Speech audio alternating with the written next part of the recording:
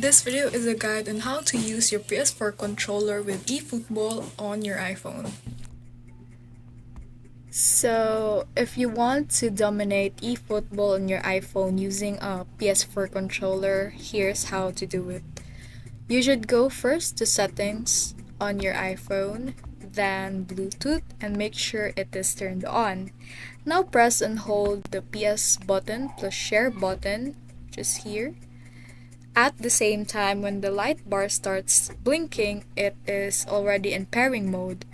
Once you've done that, you need to go to your iPhone. You'll see a DualShock 4 wireless controller under other devices. Tap it to connect. Then after that you need to launch eFootball on your device. It should automatically detect your controller. If not, you go to in-game settings, controller, and toggle external input.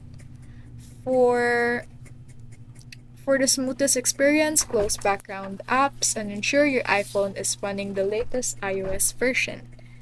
And that is all. You're ready to go to play eFootball like a pro on your iPhone with your full PS4 control.